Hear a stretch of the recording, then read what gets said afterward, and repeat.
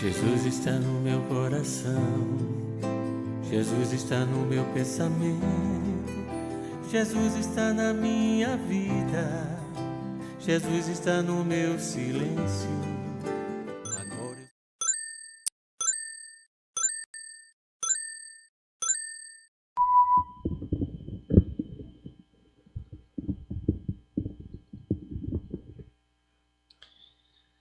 Boa noite, meus amigos, amigos encarnados e os desencarnados aqui presentes. Mais uma vez, a gente traz o abraço de irmão Francisco para irmão Antônio e toda a sua equipe. Costumeiramente, costumamos rogar a Deus e à espiritualidade amiga que nos ampare a mente e o coração, para que a gente possa receber as orientações e as intuições necessárias dentro do que foi estudado para a noite de hoje. Essa palestra já foi feita no Leal, mas talvez não seja a mesma, que algumas pessoas do Leal que vieram conosco vejam a palestra.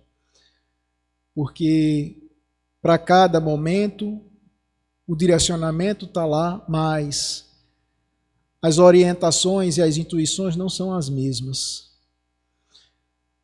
Mas, contudo, dentro do que o irmão Antônio nos determinar, nos ajudar, estaremos fazendo esse trabalho.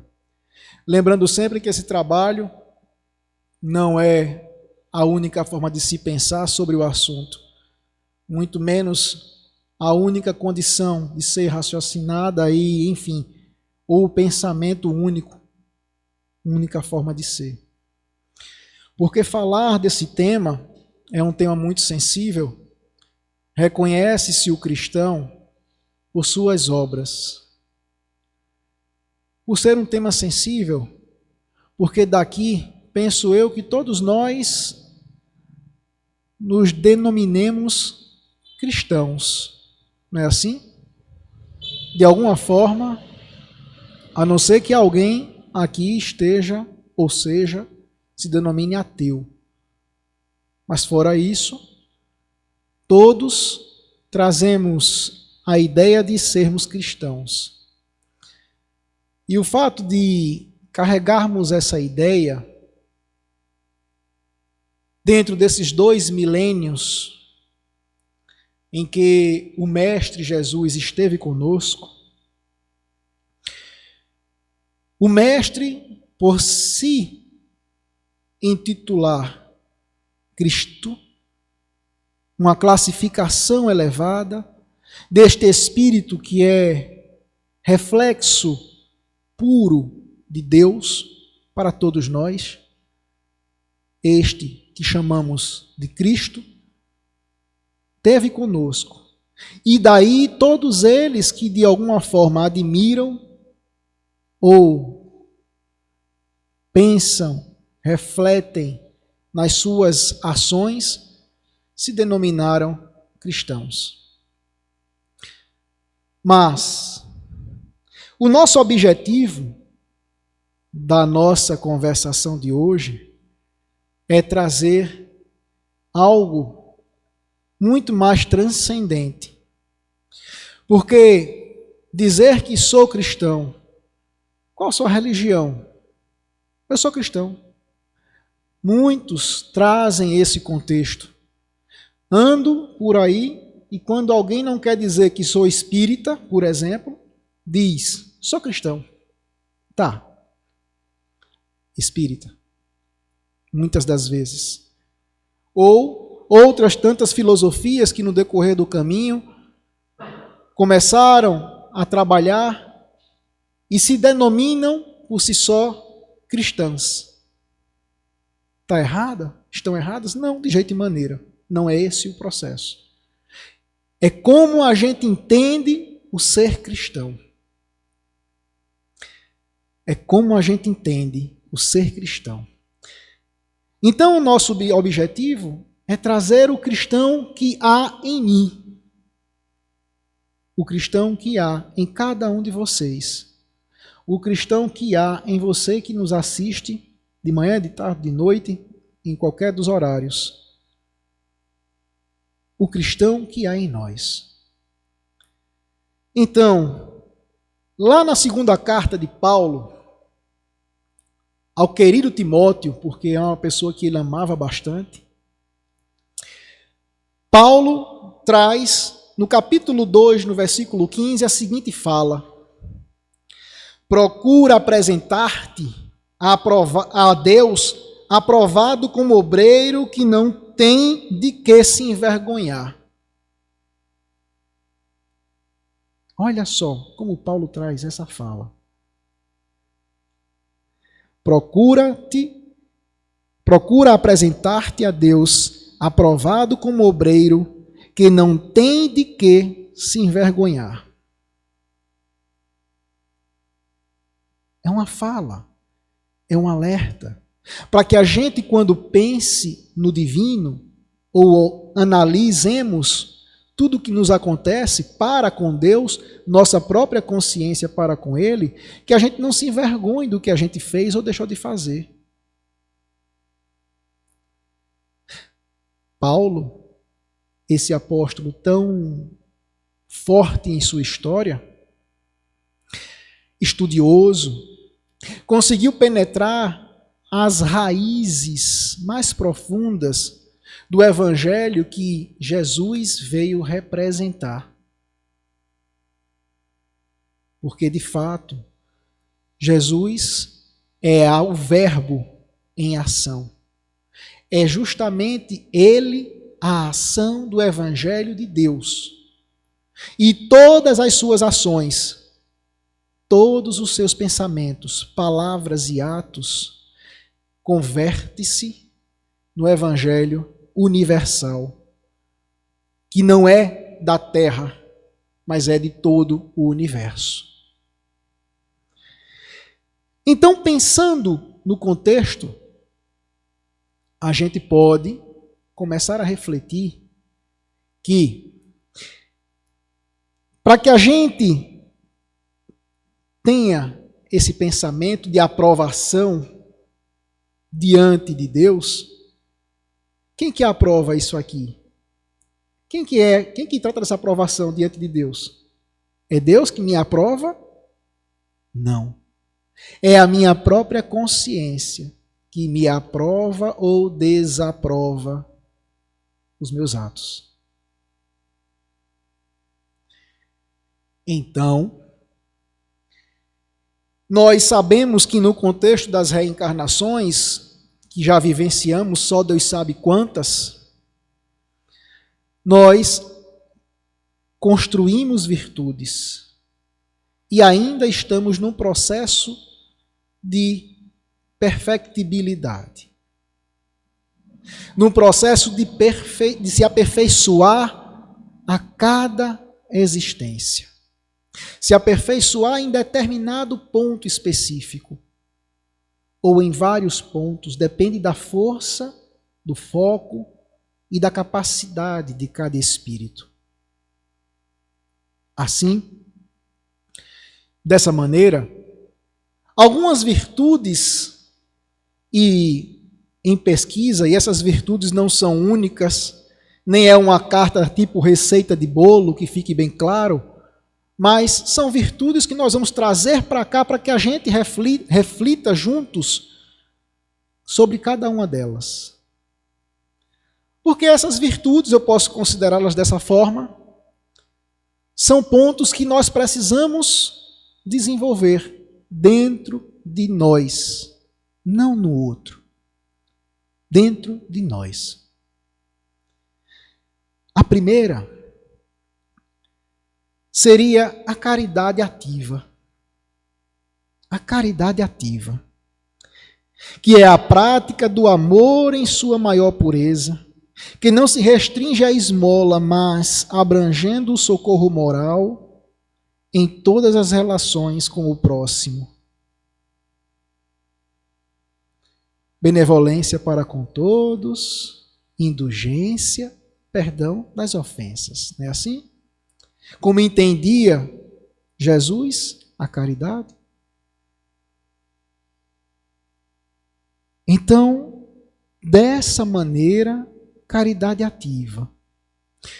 A gente vai falando e cada um vai analisando a si próprio na caminhada.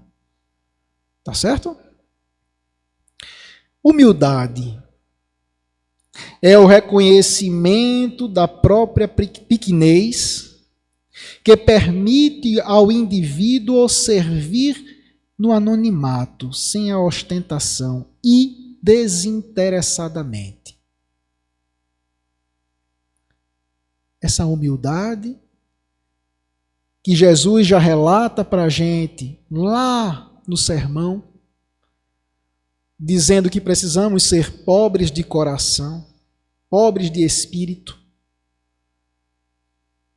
mas pobres de espírito, aquele espírito que não tem ambição, mas não a ambição material, não é o contexto, mas a ambição no âmbito geral, a ambição nas questões espirituais, nas questões morais.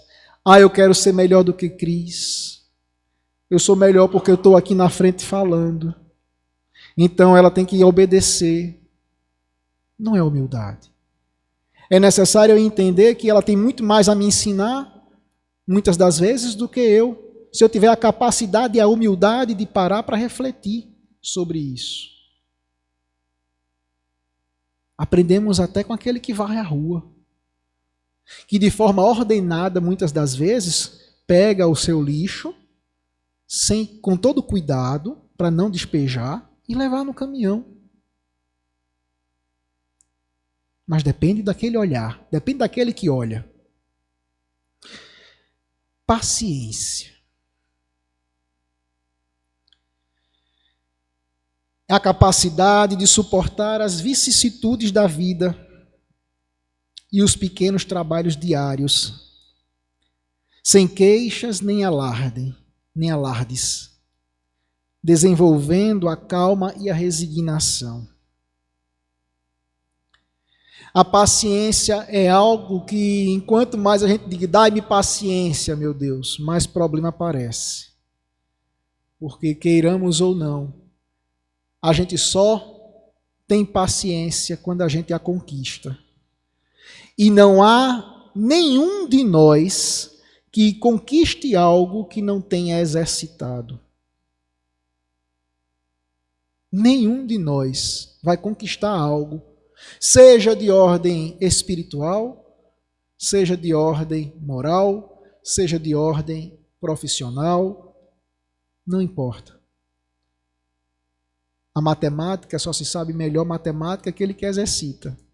Se me derem hoje, por exemplo, uma equação ou uma equação de trigonometria, né? Trigonometria, eu não sei para onde vai mais. Eu já não tenho prática dela. Não adianta, entende? Mas a paciência, sim, é algo que nos exige um esforço tão grande, para forçar o espírito a ter força.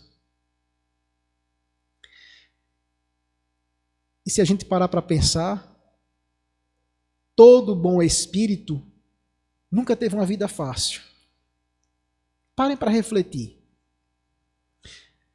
Quanto precisou Chico Xavier, patrono desta casa, da paciência, para receber as garfadas de sua madrasta, para que pudesse, depois de um tempo, compreender o porquê ela fazia aquilo.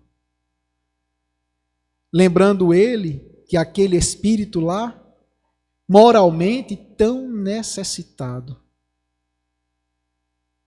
Ele, detentor do conhecimento, que ele já trazia consigo também, mas depois da doutrina espírita, reforçando a ideia de que a paciência, por exemplo, é um dos exercícios que o cristão, ou aquele que se diz cristão, precisa trabalhar.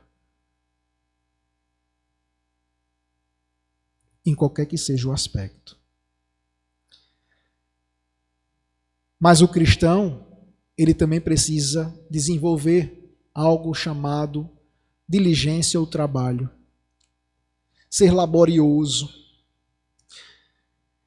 É a disposição firme e constante para o trabalho no bem, reconhecendo a importância de cumprir os deveres, especialmente os de pequena monta ou dos trabalhos diários. Porque o trabalho no bem não é apenas o trabalho que a gente faz na casa espírita, é o trabalho que a gente faz em casa com os nossos também, perdoando, trabalhando a paciência com os nossos, desenvolvendo esse trabalho. É o trabalho que a gente faz com aqueles que trabalham conosco no âmbito profissional. Tudo é trabalho. E o trabalho profissional.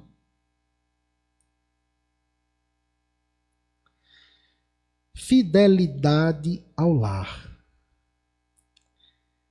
A fidelidade ao lar é um outro ponto que hoje a Federação Espírita Brasileira trabalha com muita força.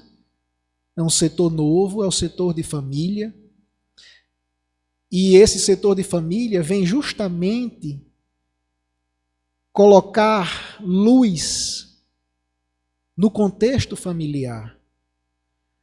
E essa luz no contexto familiar, a Federação Espírita Brasileira entendeu que é muito e precisa ser muito maior. Para que a gente compreenda que é onde o nosso primeiro compromisso nasce. Se não fosse lá o primeiro compromisso, a gente não estaria lá. A gente estaria em qualquer outro lugar. A gente estaria em qualquer outro lugar. Mas é a família. A família como célula máter. É a aplicação da bondade, da paciência e entendimento para com os mais próximos, reconhecendo lá como o campo primário e fundamental da obra cristã. Porque lá na minha casa, meus filhos, quem são eles? Espíritos evoluídos, superiores? Minha esposa, quem ela é?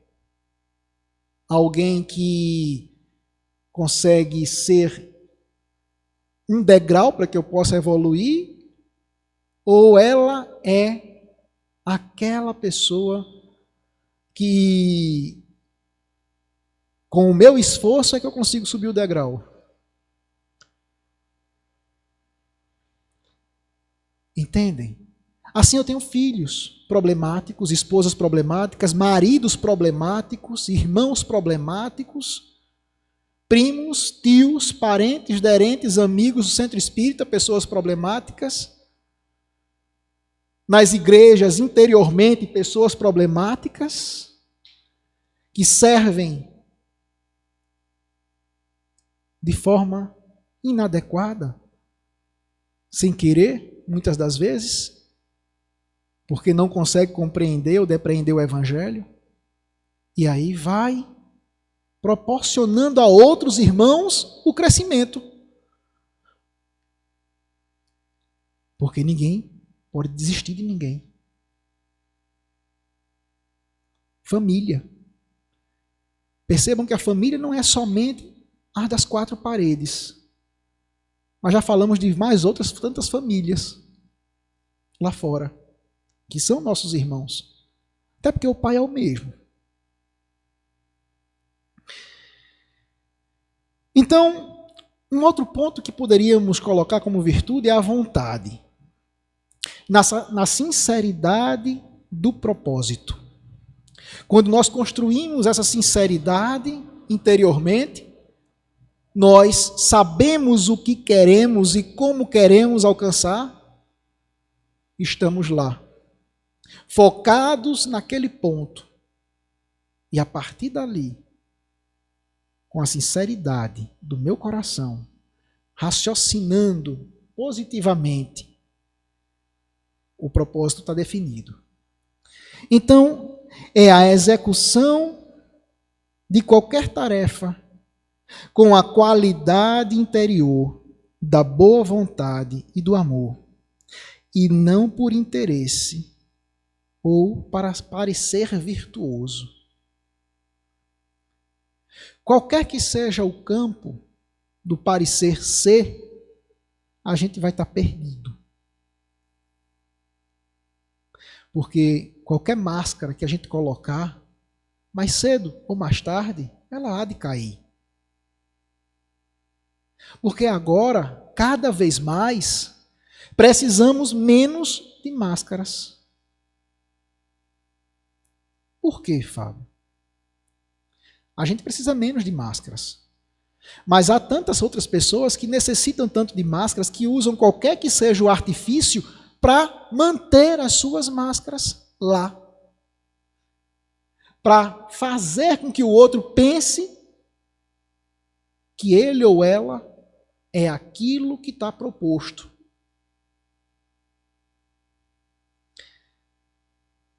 Hoje, por exemplo, gente, não se espantem com o que eu vou falar. Mas o Google sabe exatamente quem é você. O Google sabe exatamente quem é você. Ele sabe onde você anda.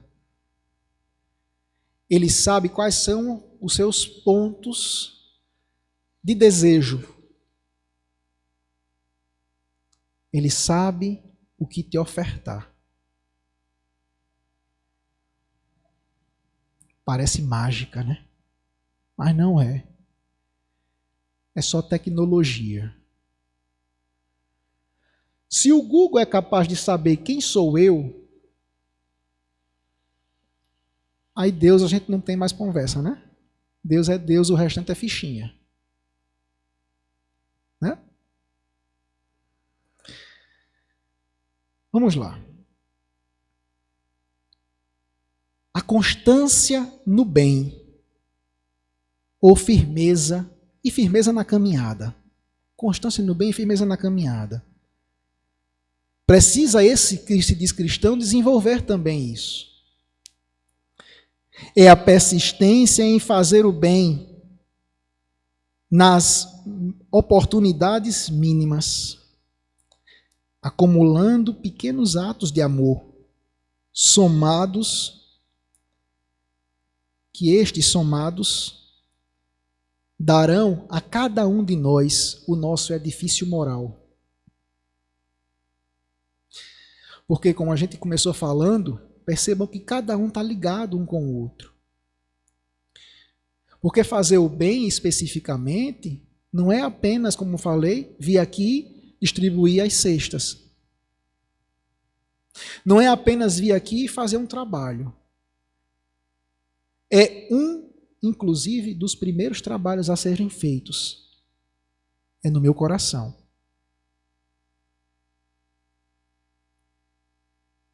Eu tenho que ser bom comigo. Eu tenho que ser bom comigo. Eu preciso ser bom comigo. Porque a doutrina espírita nos mostra, como um raciocínio lógico, que aquele mandamento do Cristo, amai o próximo como a si mesmo, parece apenas uma única frase, mas é muito maior. Eu não amarei ninguém se eu não conseguir me amar. E às vezes o se conseguir se amar, para muitos de nós, se confunde com o egoísmo, de tudo querer para si.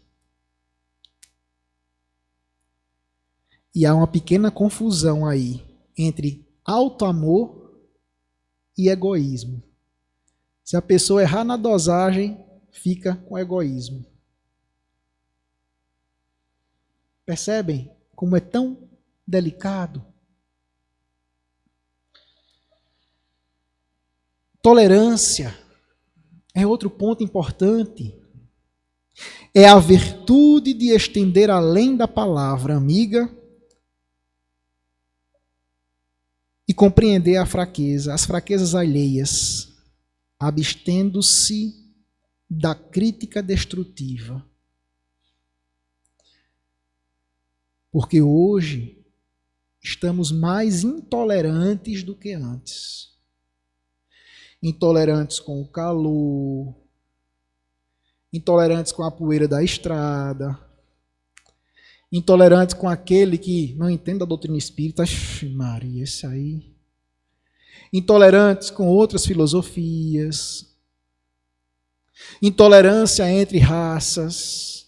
Intolerância entre governos. Intolerância política. E é um calo, hoje, no Brasil e no mundo, que é necessário reflexão dura, sempre, e olhando para Jesus, pois 2026 estaremos em plena política no Brasil e em alguns lugares do mundo, do planeta também. É necessário que sejamos vigilantes em todo o contexto. E sejamos tolerantes. Sem a tolerância, não haverá pacificação. Modéstia. É uma virtude que evita a ostentação e o desejo de reconhecimento, permitindo que se revele silenciosamente pelos atos e não por palavras. Porque muitos de nós deixamos de ser modestos. Ou modéstia de mais, ou modéstia de menos. Né? Imagina só. Se você é modesto demais, você paralisa e não consegue caminhar. Porque não tem coragem de executar algumas coisas. Muitas das vezes. Mas o modesto, no conceito real, ele não é inerte, ele é atuante. Ele é atuante. Porém, ele não é a galinha. Deu para perceber? Não, né? A galinha, ela bota um ovo e faz o quê? Sai cantando, sai gritando. Botei um ovo, botei um ovo, botei um ovo. Ela não é modesta, nem pensando. Já o pato, por exemplo, só uma comparação rápida aqui. O pato, no caso a pata, né? Coloca o ovo e ninguém sabe. Se ninguém for olhar, não é assim ou estou errado? Você não consegue saber. Então, é preciso a gente perceber que a modéstia não é a falta da ação, mas é a ação sem precisar de alardes. É a ação desinteressada. É aquela que executa, mas não precisa de holofotes. Porque muitos de nós ainda desejamos os holofotes. E se eu faço uma doação de cestas lá para o Chico Xavier, aí eu vou no meu Instagram, na minha rede social, no YouTube, seja lá o que for, e digo, olha aqui a cesta que a gente está entregando lá no Centro Espírita Chico Xavier. O Chico Xavier vai receber com muito amor a cesta, porque já sabe o que vai fazer com ela. Vai doar para alguém que está precisando. A pessoa que fez a postagem, ela está querendo fazer o quê? Estimular o bem ou aparecer? Não sei. Não sabemos qual a real intenção daquela pessoa. Precisamos olhar um histórico muito maior, para não cairmos aqui, por exemplo, num outro ponto, que é o julgar. Percebem?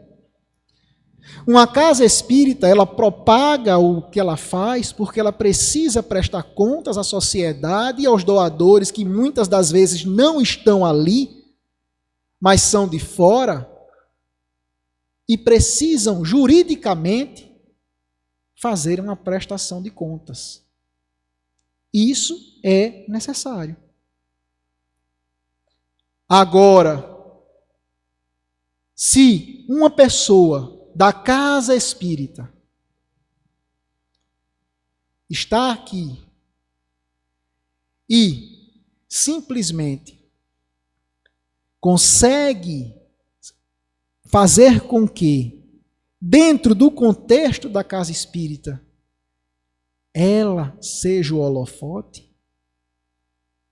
aí complica, porque a intenção daquela pessoa é exatamente o brilho, o alto brilho. Entendem?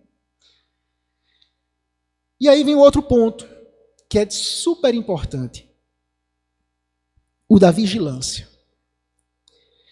que é a atitude de autoobservação sobre todas as nossas ações. Sentimento e fé. A vigilância. Sentimento e fé. Sendo assim, no livrinho Fonte Viva, no capítulo 63, tem um título chamado Diferenças. E lá, ele traz uma fala do Cristo que está no Evangelho de João, no capítulo 13, no versículo 35, que diz: nisto todos conhecerão que sois meus discípulos, se vos amardes uns aos outros. Essa começa a letra do samba. Amar uns aos outros. Percebam que todas as virtudes que falamos, que colocamos como virtudes, essas que são pequenas, são apenas 10. E tem outras tantas infinidades por aí. Mas estas podem nos levar a essa reflexão. E Emmanuel diz o seguinte: nas variadas escolas do cristianismo, vemos milhares de pessoas que, de alguma sorte, se ligam ao Mestre e Senhor Jesus. É fato. Porque você não escuta falar de Jesus somente no centro espírita. Você não escuta falar de Jesus apenas nas igrejas. Por mais, nesses 2 milênios depois que Jesus esteve por aqui, quantas reencarnações cada um de nós teve? E por onde a gente passou, em algum momento a gente escutou falar de Jesus. Em algum momento, em alguma reencarnação. Escutamos falar das suas obras, dos seus feitos, dos seus milagres. Porém, Emmanuel faz uma reflexão maravilhosa para que a gente entenda o conceito do que o cristão precisa desenvolver dentro de si. E eu achei fantástico. Por quê? Porque Emmanuel tem umas falas que para muitos duras, mas ele também mostra como forma o contexto mais essência, a essência da letra. Porque ele diz, por exemplo, que há corações como esses que já entenderam ou que perceberam ou que escutaram falar de Jesus em algum momento. Há corações que se desfazem dos louvores. Quantas pessoas a gente conhece que louvam a Deus? E o que é louvar a Deus?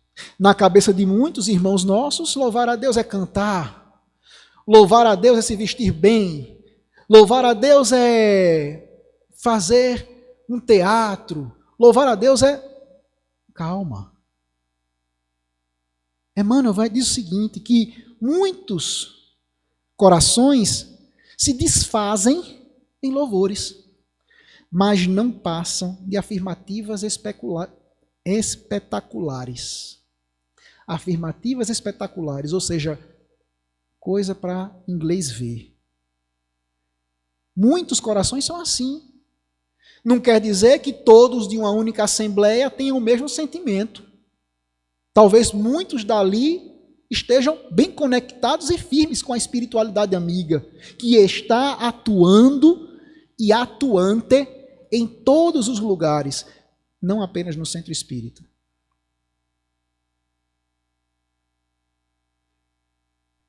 Emmanuel nos diz isso, para que a gente perceba que não é o externo, o que a gente externaliza, que vai me fazer melhor. Ele diz até mais o seguinte: esses são simplesmente beneficiários e sonhadores, porque se beneficiam do que estão recebendo de forma externa e sonham com algo que não conseguem, na prática, no dia a dia, executar.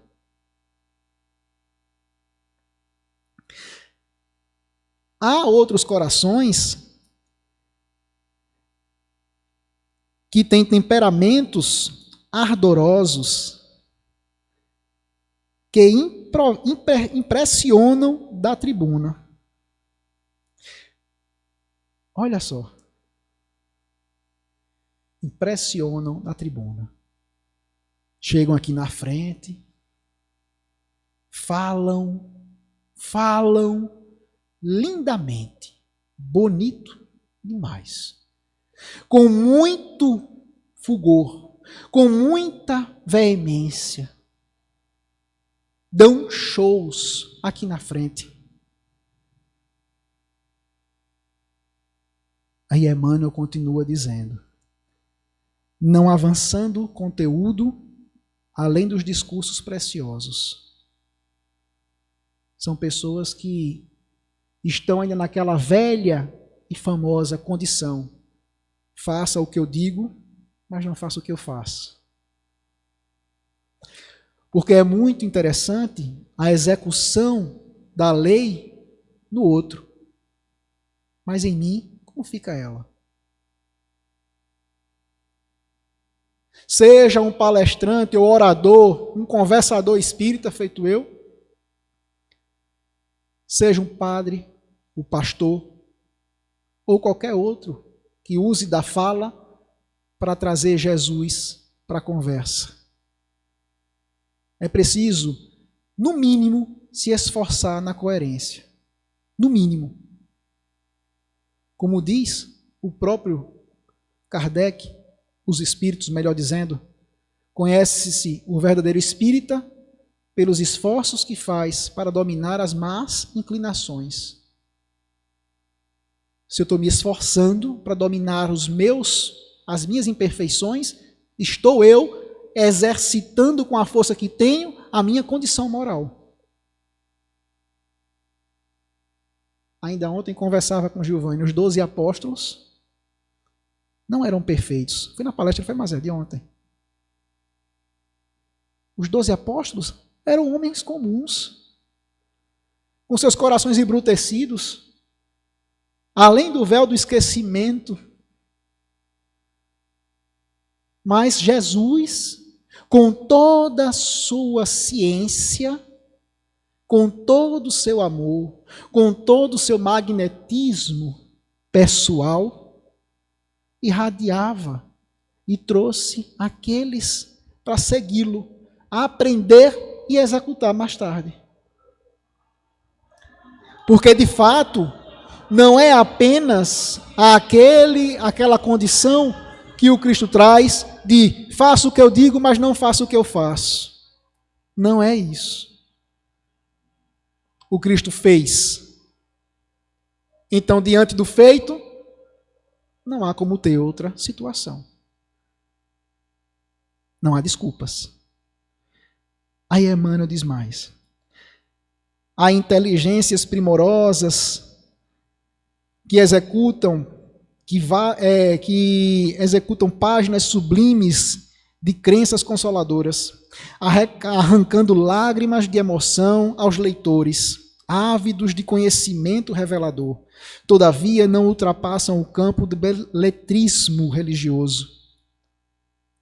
Aqueles que escrevem boas obras, que têm o dom da literatura, apenas escreve. Produzem literatura, vendem livros. E as pessoas compram, ávidos por algum conteúdo, e aquela pessoa em si, ela está interessada somente no financeiro. Quantos e quantos não são apenas, como Emmanuel diz aqui, escritores intelectuais? Percebem? Mas Emmanuel também nos chama a atenção para esse ponto agora. Para que a gente perceba que todos nós, dentro dos nossos corações, temos recursos e méritos que já conquistamos de outras existências.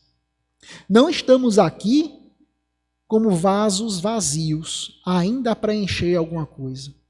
Já temos dentro de nós vivências anteriores que são tantas boas, tantas mais ou menos. Em algumas acertamos, em outras erramos. Em umas tivemos uma contabilidade positiva, em outras ficamos devedores. E assim sucessivamente. Só que é chegado um momento da Terra, nesse processo de transição planetária, que a gente não tem mais tempo para estar se equivocando nos processos. Não há mais tempo. Não tem como a gente agora achar que está tudo normal, porque todos nós, de alguma forma, estamos sendo chamados à consciência. Todos nós, de alguma forma, estamos sendo chamados a sermos cristãos de fato. Todos nós, de alguma forma, precisamos tirar aquele cristão das palavras para a vida própria, para o coração, para o interior. Porque é esse cristão que vai passar para a próxima fase. É esse cristão que vai dar um passo maior. Os últimos serão os primeiros. Os últimos no sufoco aqui, neste orbe que agora traz choros e ranger de dentes, para todos nós, somos os primeiros a percebermos a graça de Deus, a percebermos a misericórdia divina em nossas próprias vidas. E Emmanuel nos diz: existe, no entanto, nos trabalhadores da Boa Nova, um tipo de cooperador diferente. Cooperador. Percebe? Aquele que anda junto. Porque quem coopera está lá junto, firme. Louva o Senhor com pensamentos, palavras e atos, cada dia. Veja que Emmanuel traz para a gente que os louvores, por exemplo, não são louvores externos, mas da nossa ação em nossos pensamentos, da nossa ação com os nossos atos, da nossa ação dentro do que a gente tem de condição para ofertar para o mundo. Os louvores de Deus são louvores que cada atitude nossa vai fazer acontecer. Eu louvo a Deus quando eu sou bom. Eu louvo a Deus quando eu silencio diante de um problema. Eu louvo a Deus quando eu, ao invés de tocar a lenha na fogueira, botar fogo na gasolina na fogueira, eu pacifico. Eu louvo a Deus em cada gesto meu. Não precisa ser grandes gestos, mas no gesto de cada dia. No gesto de cada dia. Emmanuel continua dizendo que também tem trabalhadores da Boa Nova, esse cooperador diferente, ele distribui o tesouro do bem por intermédio do verbo consolador, sempre que possível. Ele distribui o tesouro do bem pelo intermédio do verbo consolador, sempre que possível. E a gente chegar e trazer a escuta para as pessoas que necessitam. A gente pegar e levar uma palavra de consolo. O que dizer para uma mãe, por exemplo, que vê uma criança de 6 anos voltar para a casa do pai? É a vida? Eu sei que é a vida, mas não é uma palavra que se diga. Você não vai consolar ninguém dizendo que é a vida. Que tal apenas silenciar e chorar junto?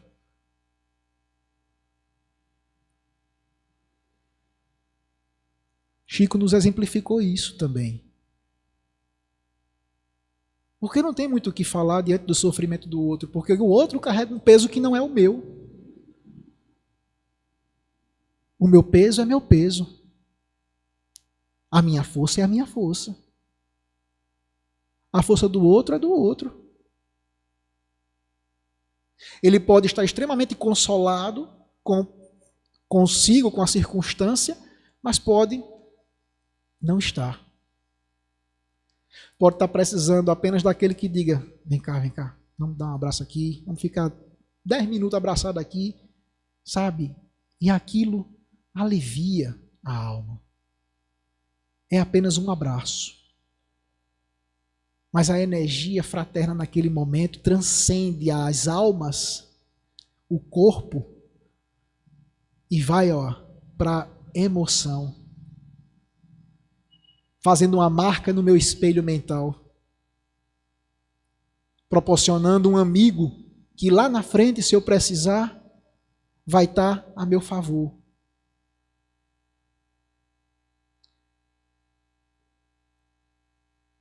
Lógico, que a gente faça de forma desinteressada. Escreve conceitos edificantes. Alguns cooperadores escrevem conceitos edificantes em torno do Evangelho. Toda vez que as circunstâncias lhe o permitem. Muitas das vezes, algumas pessoas escrevem com o coração e entregam a mensagem. Não sei se vocês já receberam. Do nada alguém chega assim, rapaz, eu escrevi isso aqui, toma para você. E aquela mensagem traz para a gente um conceito, um contexto, alguma frase que consola o nosso coração. Esses também já são cooperadores de Deus nesse ponto. Então, Emmanuel nos diz que esses cooperadores, eles ultrapassam, porém, toda pregação falada ou escrita, agindo incessantemente na sementeira do bem, em obras de sacrifício próprio e de amor puro, nos moldes de ação que o Cristo nos legou. Não pede recompensa, não pede recompensa, não pergunta por resultados, não sintoniza com o mal, abençoa e ajuda sempre. Esses já são reconhecidos pelo verdadeiro discípulo do Senhor, por muito amar. Essa fala de Emmanuel é muito interessante e muito forte, porque cada um de nós, dentro da nossa condição, se a gente for analisar nosso pensamento, a gente já fez alguma coisa desse tipo. A gente já agiu bem com alguém, porque o nosso coração tocou e a gente foi lá e fez. Assim como o contrário. E a gente depois ficou pensando, rapaz, por que eu não fiz aquilo? Acontece. Mas, fazendo um checklist final, para que a gente vá se encaminhando para os finais dessa nossa conversa,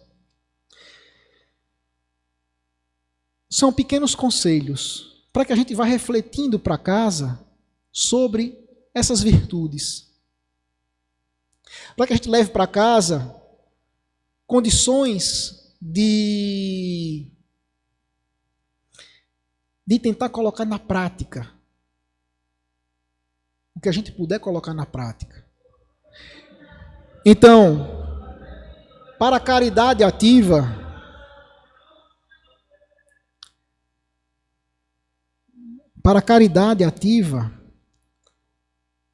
tenha compaixão genuína por todos. Ajude quem precisa, seja materialmente ou com apoio moral, sem julgar a condição social de ninguém. Que a gente possa refletir isso. Chega Natal agora e parece que os corações se abrem.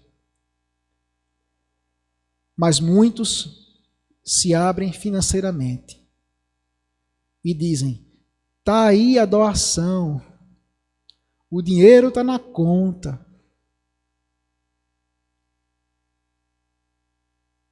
Não estou aqui criticando, mas chamando à luz do cristão. Porque o esforço de mandar um Pix para a conta de alguém que vai ter o trabalho de comprar, o trabalho de fazer, o trabalho de entregar e o trabalho de acolher os corações é apenas uma movimentação. Emmanuel nos lembra que o que temos de mais precioso é o nosso tempo. O nosso tempo. Que precisa de forma inteligentemente ser aplicado na nossa existência. Inteligentemente. A administração do tempo, ela se faz necessária. Para que eu possa, nessa administração do tempo, ter a devida caridade para com este, comigo próprio, a caridade de executar bem a minha função na tarefa do bem, com o coração aberto, sem ser um fardo. Urge a gente ter a devida condição de aplicar de forma magnífica ou de forma eficaz essa condição do tempo em nossas vidas. Muitos entendem isso como agora vou me voltar para a família 100% e vão embora. Esquecem de outro compromisso. Mas o que eu falo aqui não é apenas de uma ação, mas de uma gestão do próprio tempo, em que dividimos esse tempo para nós, pessoas, individualidades, para a nossa família, os que são os nossos, com qualidade, para o centro espírita em que trabalhamos, ou qualquer outro local que estejamos, e para Deus, para o universo, para o todo. A gestão do tempo é preciosa. Sabemos que se você, e aí acrescentamos, só tem condição de fazer o Pix, não deixe para depois, faça. Porque alguém vai usar o seu recurso de forma adequada para socorrer alguém ou fazer o bem a alguém. E queira ou não, você está sendo parte dessa história. Mas mais luz faz àquele que do tempo empregado na ação faz. Aquele que emprega o tempo está conquistando mais luz, porque ele vai interagir. A lei de sociedade é uma lei de progresso. Não tem como ser diferente. Ninguém sozinho num canto fechado se cresce, não. Cresce quando eu brigo com Cris e vou lá e peço perdão a ela. E digo, desculpa, Cris, foi mal, eu fiz errado. Eu estou exercitando aqui a humildade. Que é o próximo ponto. Não use o seu cargo, riqueza ou conhecimento para superioridade. Reconheça que todos têm valor e ajude aos outros a crescerem. Humildade. Paciência. Seja qual for a dor, encare os momentos difíceis como oportunidades de aprendizado e crescimento espiritual, sem se revoltar. Sei que não é fácil. Falo por mim, que tem hora que está tão apertado, que eu digo, que é isso, irmão Francisco? Que é isso? Calma, aliveia. Eu converso assim mesmo, viu, gente? Com a turma lá do Leal. Podem me chamar de louco. Não tem problema. Mas tem hora que o aperto é grande. E eu grito. que eu lembrei de irmã Dulce.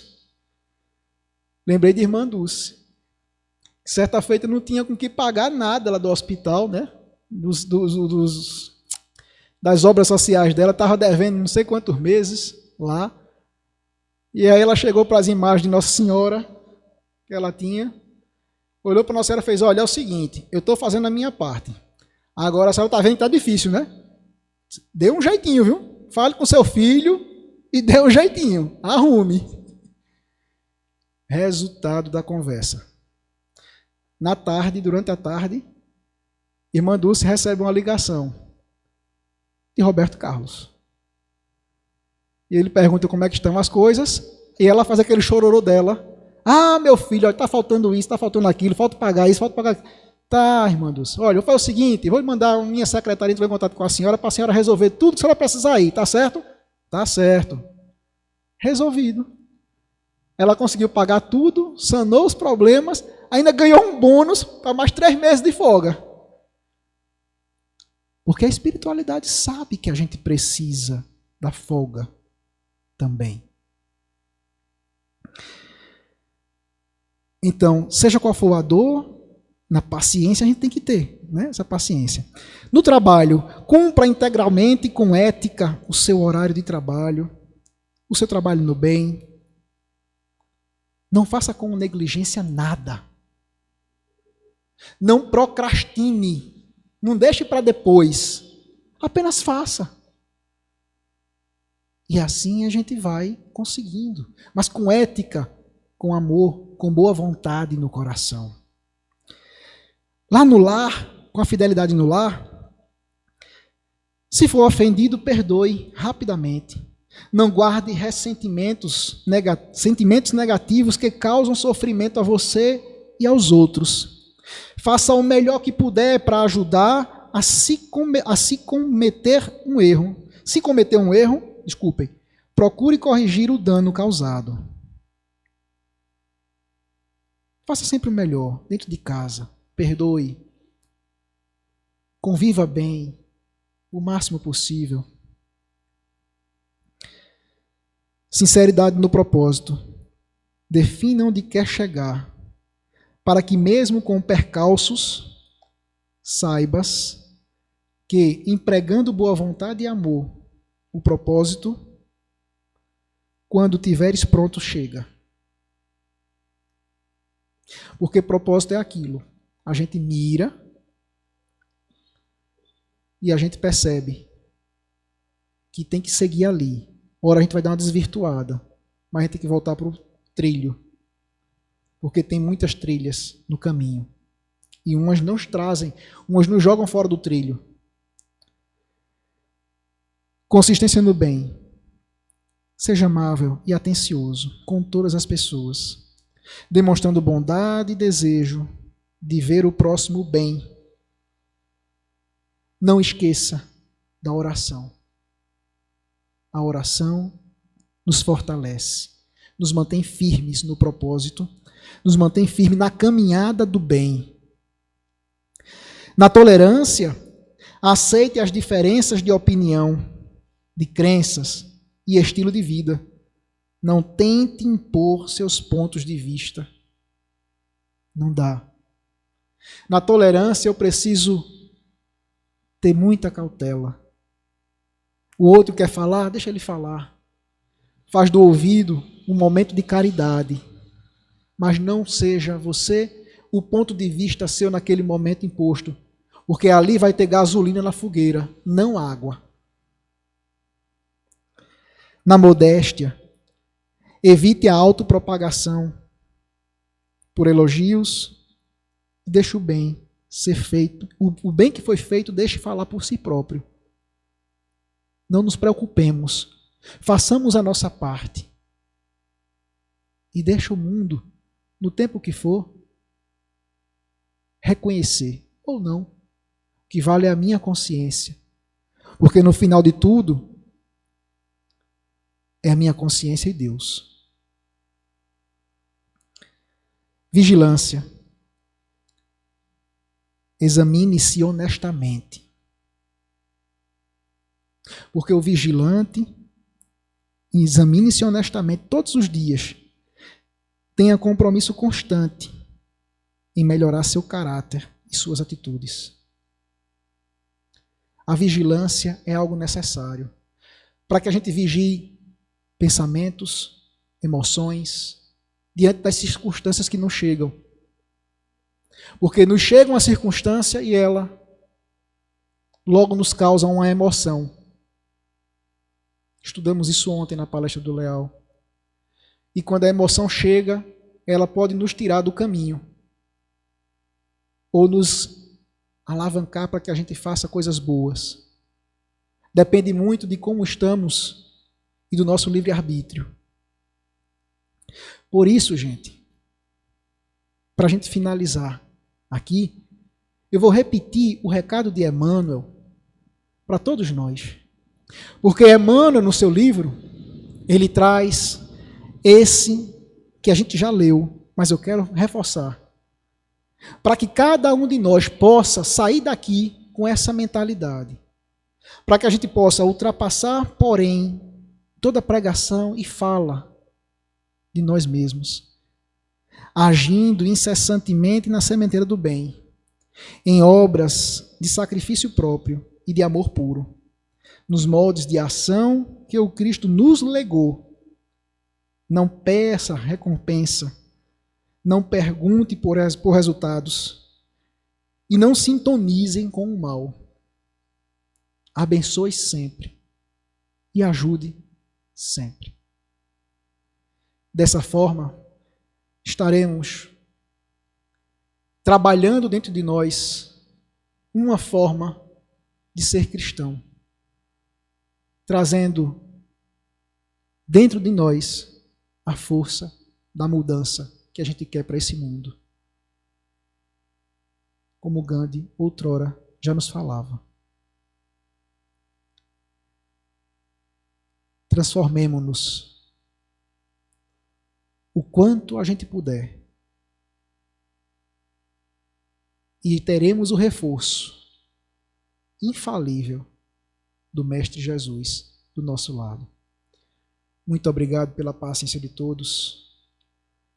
E como o Sávio pediu, vamos fazer a nossa prece final, para que eu possa passar a palavra para Sávio.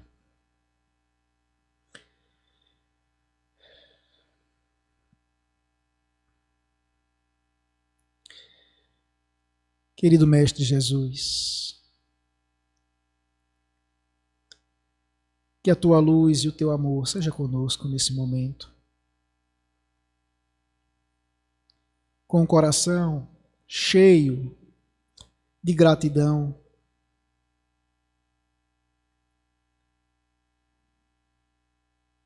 ficamos felizes por estarmos juntos nessa noite, buscando aprender, buscando refletir da melhor forma que podemos sobre os teus ensinamentos. Transforma-nos a todos nós, encarnados e desencarnados. Que as tuas luzes possam cair sobre cada um de nós, nos auxiliando na caminhada, nos proporcionando reflexão interior,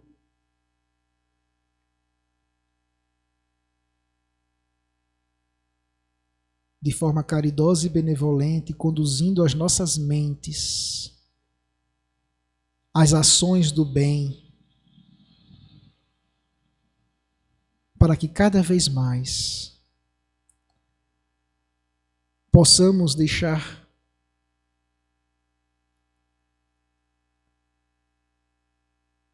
que cresças em nosso coração, que nossas imperfeições diminuam,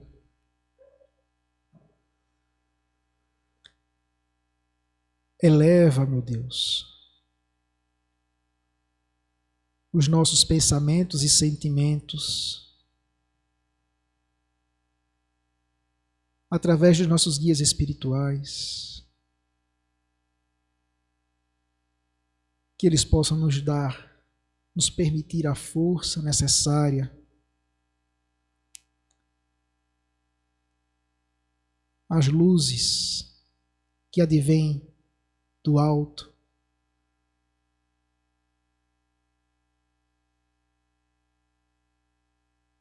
para nossos corações. Que continuemos nessa paz e que possamos levar o Cristo Jesus para os nossos lares e onde quer que estejamos, que possamos colocar Ele no local mais alto das nossas mentes e dos nossos corações, para iluminarmos a nós mesmos e a todos que convivem conosco.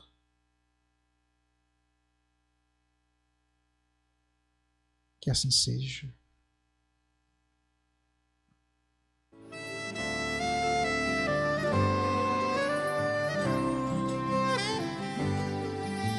Jesus está no meu coração, Jesus está no meu pensamento, Jesus está na minha vida, Jesus está no meu silêncio.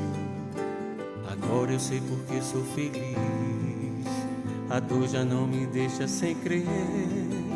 Assim a vida é mais bonita, pra cada noite um amanhecer. O amor